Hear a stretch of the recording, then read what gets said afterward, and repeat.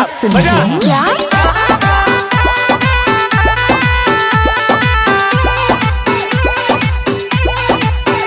DJ रखा लो DJ रखा लो DJ रखा लो डीजे रखा लो डीजे कारी कारी अखिया में काला काला काजल आए हाय कारी कारी अखिया में काला काला काजल आए हाय रूपावा सलहुना तोहर कइले बापा हागल रूपावा सलहुना तोहर कइले बापा हागल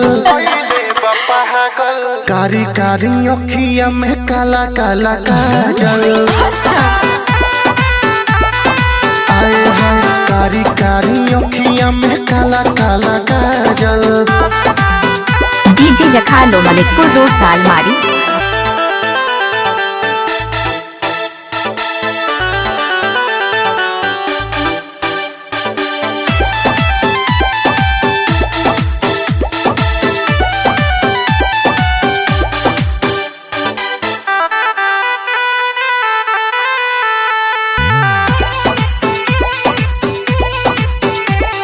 होठवा के चोटक से नुरिया है बहारू तो प्यार के गुड़िया है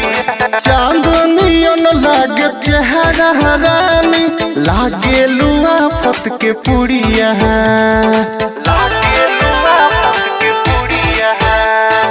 होठवा के चोटक से नुरिया है बहारू तो प्यार के गुड़िया है चांदनियन लागे चेहरा रानी लागे लुआ फत के पुड़िया है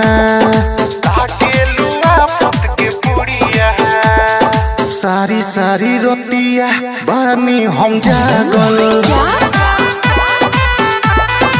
आए हैं कारी कारी अखिया में काला काला काजल डीजे रखा लो डीजे रखा लो डीजे रखा लो रूपावा सलहुना तोहर कइले बापा हागल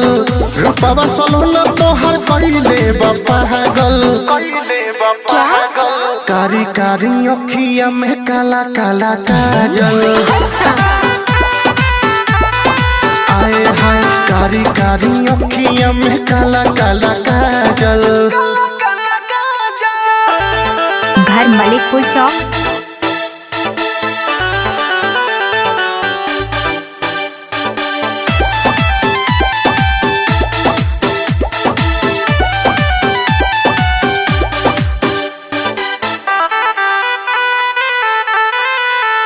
क्या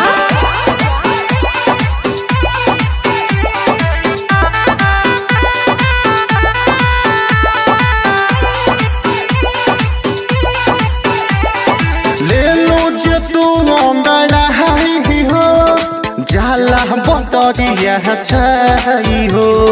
हुस्न तोहर जस परियन के लागे केहू नहीं पाई हो डीजे रखा लो डीजे रखा लो डीजे रखा लो डीजे रखा लो हो जाला बतरिया छाई हो हुस्न तोहर जस परियन के लागे केहू नहीं पाई हो तोहर से दिल अवनी सहो के लागल हाय हाय कारी कारी अखिया में काला काला काजल डीजे रखा लो मलिकपुर रोड सालमारी। रूपावा सलहुना तोहर कइले बापा हागल रूपावा सलहुना तोहर कइले बापा हागल कारी कारी अखिया में काला काला काजल आए हैं कारी कारी अखिया में काला काला काजल डीजे रखा लो डीजे रखा लो डीजे रखा लो।